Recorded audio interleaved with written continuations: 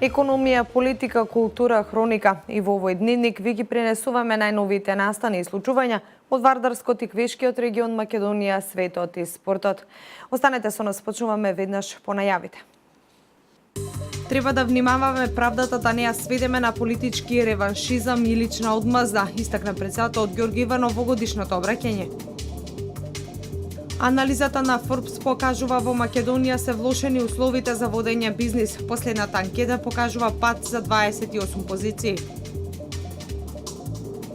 Градоначалникот на Кавадарци Митко Јанчев најавува веднаш по новогодишните празници поставување на прочистувачи на воздухот.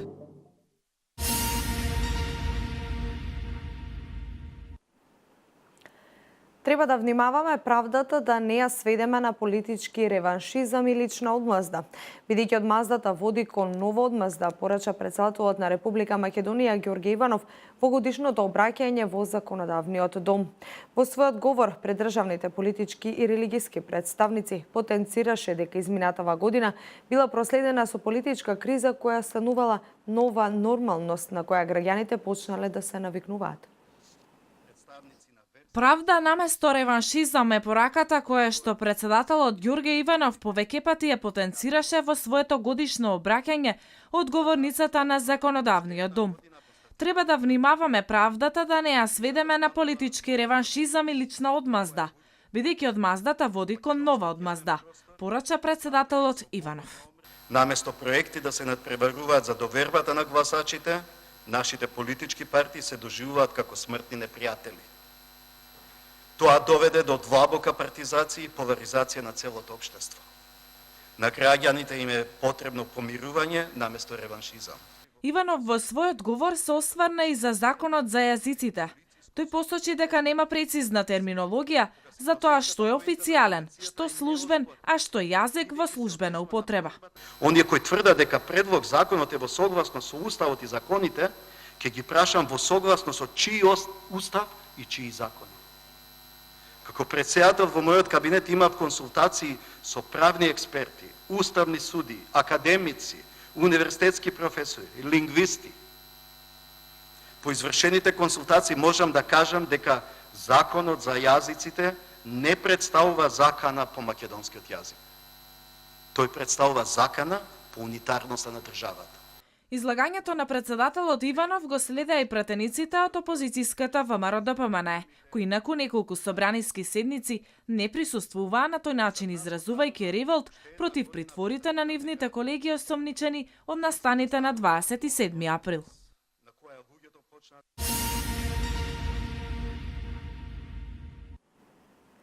Пат од цели 28 места на листата на Forbes за водење бизнис, Македонија падна на 63-тото место од ланското 35-то место во светот.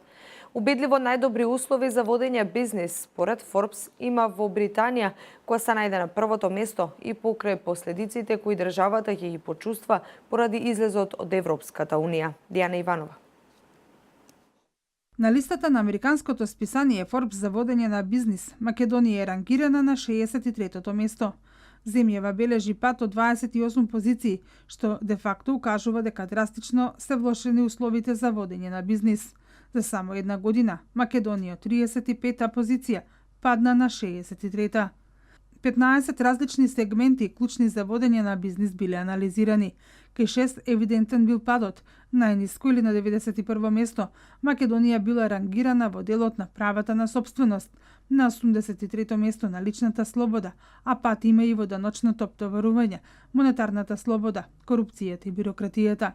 Од вкупно 153 анализирани земји, најдобра за водење на бизнис е Велика Британија, веднаш по неа е Нов Зеланд, потоа доаѓа Холандија, Шведска и Канада. Од земјите во регионот највисоко котира Словенија, таа е на 32 место, а пред Македонија и Хрватска, која е на 51-та позиција. Додека 5 места после Македонија е Црна Гора, или на 68 место, веднаш потоа е Србија на 69 место, Албанија на 71 место и Босна и Херцеговина на 97 место.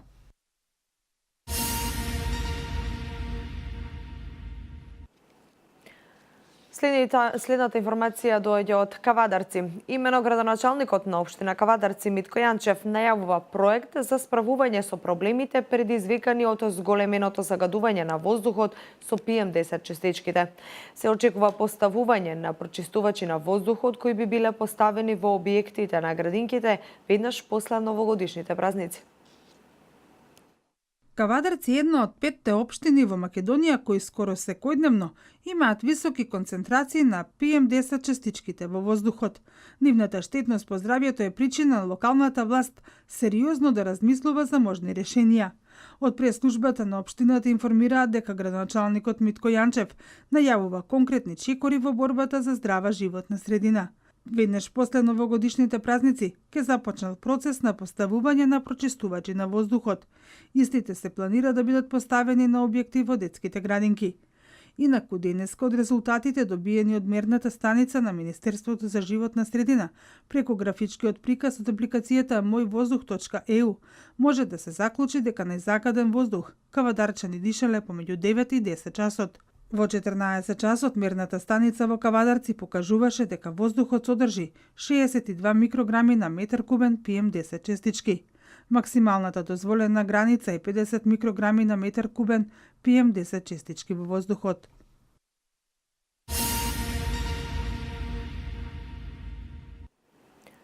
На барање на населението, градоначалникот Митко Јанчев беше во посета на така нареченото Тенеке Мало. Посетата била со цел да се направи увид во условите за живот на овие граѓани, да се согледаат состојбите и бројот на објекти, како и на популацијата која што живее во нив. Градоначалникот на општина Кавадарци Митко Јанчев во придружба на раководителите од секторите за градежништво од општина Кавадарци, како и службени лица од полициската станица од општа надлежност Кавадарци, беше во посета на така нареченото Тенеќе Мало. Посетата била на повеќекратно барање на жителите од урбаната заедница Страшо Пинџур, како и на ромската популација од дивата населба покрај Шумарското училиште.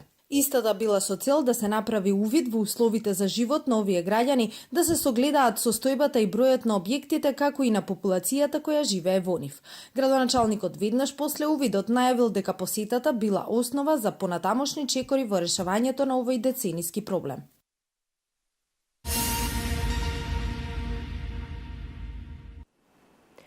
Околу 420 деца од двата клона на градинката Фемо Кулаков од Неготино денеска добија новогодишни пакетчиња.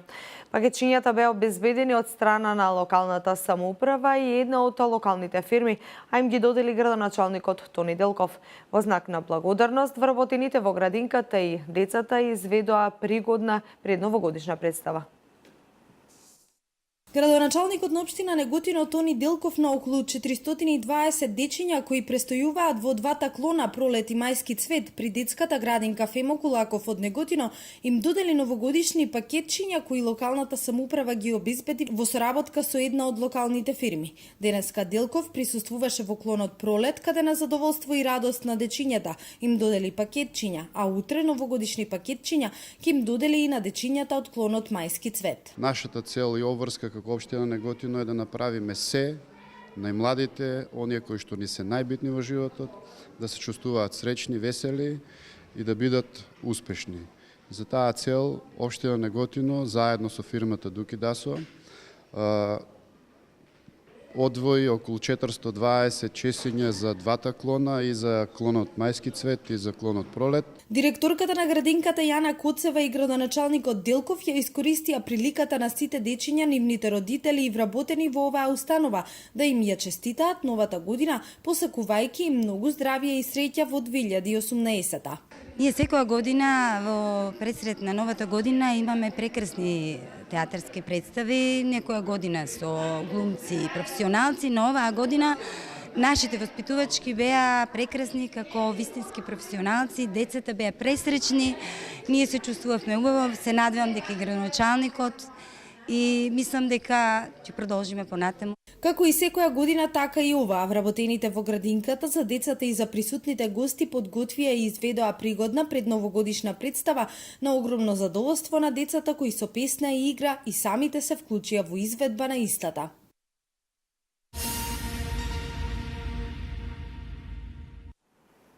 По повод предстојните новогодишни и божични празници, Министерството за внатрешни работи апелира до граѓаните да се воздржат од било каква употреба на петарди и други пиротехнички средства, како и огнено оружје при прославувањето на празниците.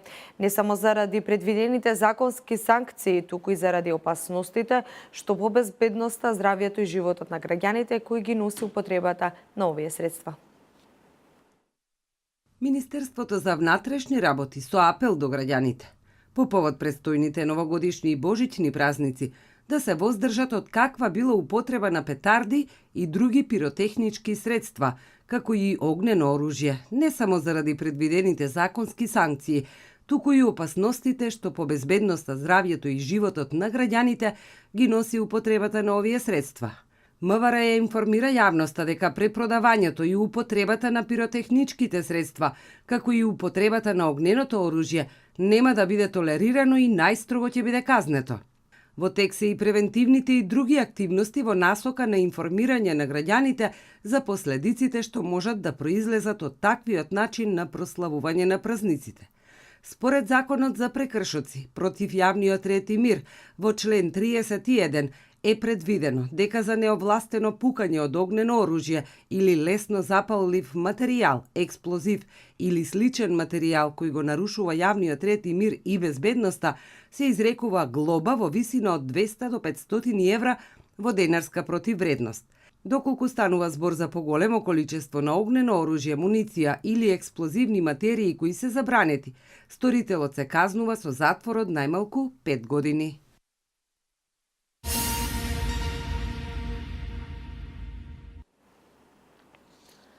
Сообраќај на несреќа се случи вчера вечер на улицата Благој Ѓоре во Велес, во која велешанец се здобил со тешки повреди по удар со автомобил. Од полицијата информираат дека несреќата се случила околу 17 часот, кога автомобил дае во Мати со велешки регистарски таблици, управувано од 33 годишниот ДМ од Велес, удрил во пешакот ЛН 71 година од Велес. Во незгодата со тешки телесни повреди се здобил на 71 годишниот ЛН, на кој му била укажана лекарска помош во општата болница во Велес, пошто бил задржан на понатомошно лекување, информираат од полицијата. Полициски екипи извршиле увид на местото на несреќата и се превземаат мерки за целосно расчистување на случајот.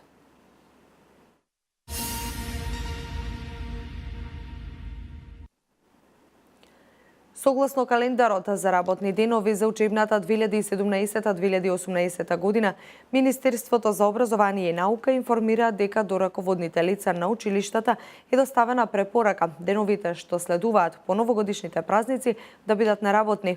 Првиот ден за вработените во образованието е на 9 јануари. Оваа препорака е согласно календарите за организација на учебната 2017-2018 година за основните и средните училишта, каде 2 саботи во првото полугодие и 2 саботи во второто полугодие се предвидени како работни денови.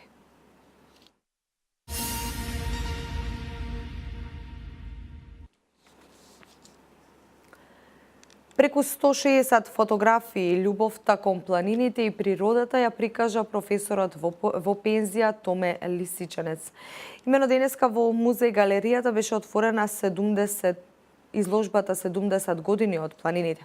Авторот Лисичанец е познат како активен планинар, екологист, голем љубител на природата и заштитник на ретките птици, како што е белоглавиот орел.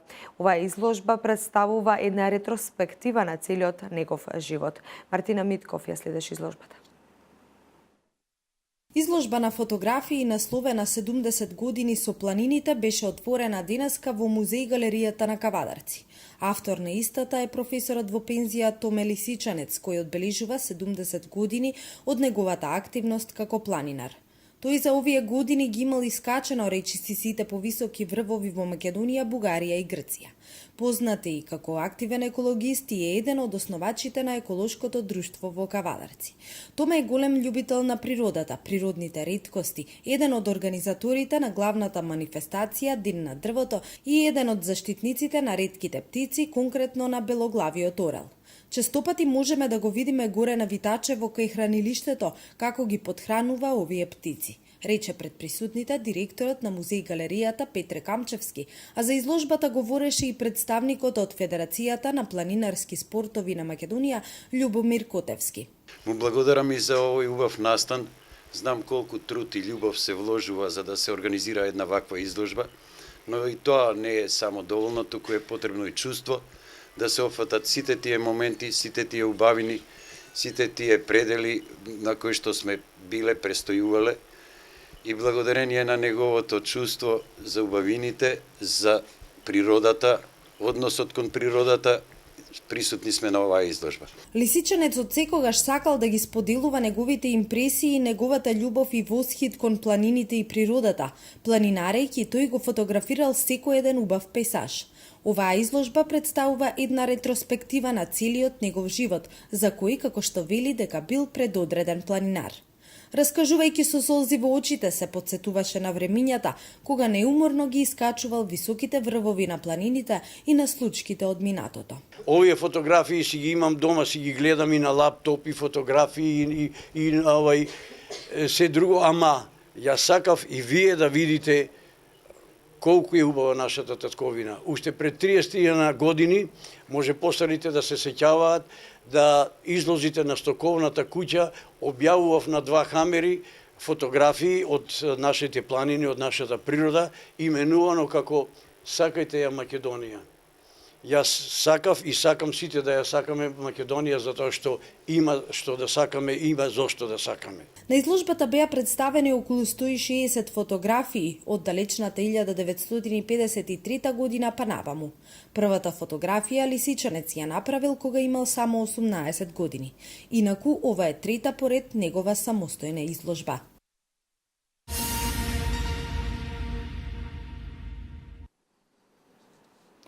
Продолжуваме со вести од Македонија. Премиерот Зоран Заев за прв пат денеска ја спомена можноста да се организираат превремени избори. Тоа објаснува дека владата ќе постои се додека има мнозинство во собранието. Тој е свесен дека уште при формирањето на владата се знаело дека мнозинството ќе биде тенко. Доколку остане без него, Заев вели дека ќе се обиде со прегрупирање на силите. Ако и таа опција не излезе, Заев вели дека и избори не ни бегаат, заедно со председателските во 2019 година. Сексуалното насилство е несекојдневна форма на насилство во Македонија, но истовремено овој вид на насилство бил и најмалку пријавуван. Овој податок е добиен како резултат на истражувањето кое во изминатиот период го реализираше Националната мрежа против насилство врз жени и семејно насилство. Целта на изработката на студијата било добивање на генерална слика за сексуалното насилство и за вознемирувањето, но и преглед на законската регулатива. Анализата е направена врз основа на онлайн прашалник кој што го одговориле 5136 лица, и тоа 4391 жена и 745 мажи. Сексуалното насилство, полов напад е најпрепознатлива форма на насилство, а не е мал ни процентот на сексуално насилство, односно силување во интимна партнерска врска. Оваа анализа покажала дека сексуалното вознемирување на работно место е најмалку пријавувано, но и дека во Министерството за труд и социјална политика не постојат протоколи за постапување со жртви на сексуално насилство.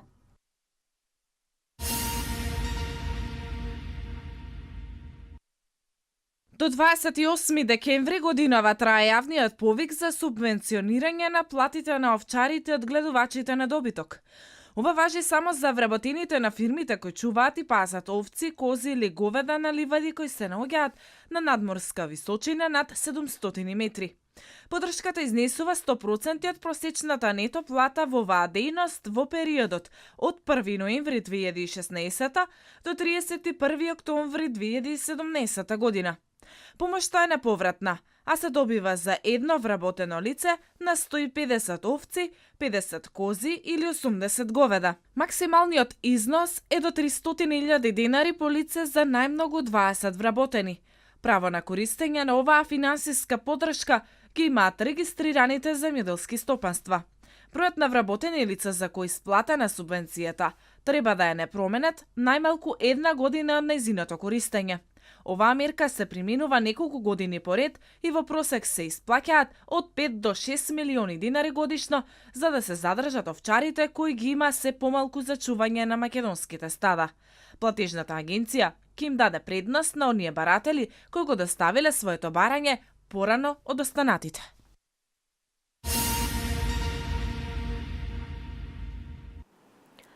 При експлозија на огномет за време на популарниот кубански карнавал Парандас повредени се 39 лица, меѓу кои 6 деца на возраст од 11 до 15 години. Несреќниот случај со огнометот се случи синоќа во градот Ремедиос, соопштија локалните медиуми.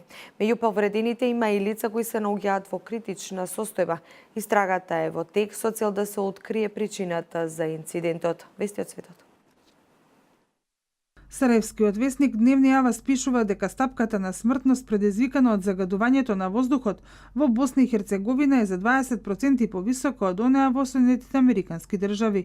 Електронското издание на весникот пренесува дека Сараево, Тузла и Лукавец се едни од најзагадените градови во Европа.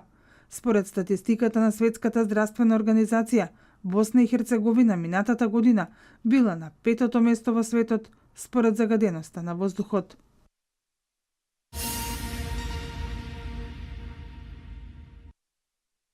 Британски Дели Мели пренесува дека бугарската престолнина планира од улиците да ги отстрани конските запреги.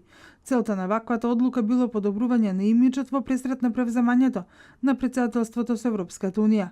Во моментов конските запреги дозволено е да се движат само по населбите на Софија, но не и во централното градско подрачје. Дели Мели пренесува дека забраната стапувала на сила од 1 јануари, но властите истата ќе ја преминувале 2 месеци подоцна или од 1 март наредната година.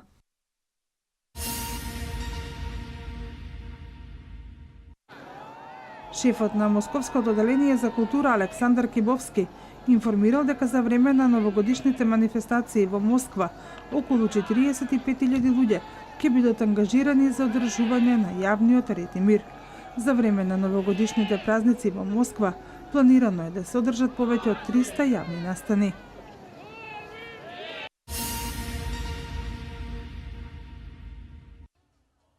За многумина е нејасно како Хусейн Демирџан успеал да помине покрај обезбедувањето, да се качи на бината и за миг да го прегарне председателот Реджеп Тајип Ердоган за време на вчерашниот митинг на Ширнак. Иако реакцијата била задоцната, сепак обезбедувањето стигнало во последен момент, па не било остварена желбата на Демирџан, кој подоцна на безбедносните служби им изјавил дека е голем почитувач на председателот Ердоган и дека животна желба му била да го прегарне. Но оваа случка го отвора прашањето дали председателот на Турција има ефикасно обезбедување. Инаку турските медиуми пишуваат дека по минатогодишниот обид за државен удар во Турција, обезбедувањето на председателот било драстично зголемено.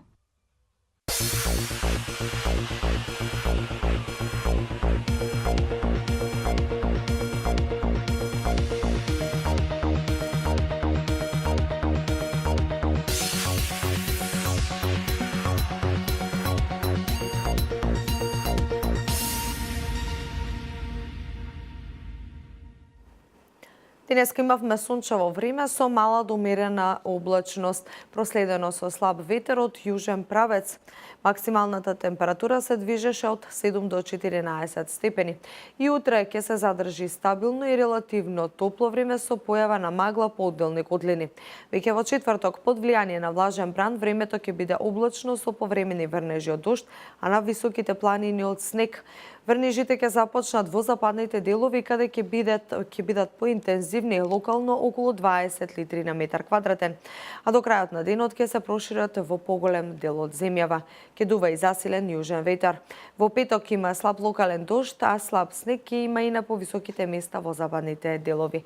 Во деновите од викендот, како и за време на новогодишната ноќ, се очекува стабилно суво и релативно студено и ветровито време. Метеоинформациите се последни во информативниот дневник. Јас ви благодарам за вниманието. Пријатно.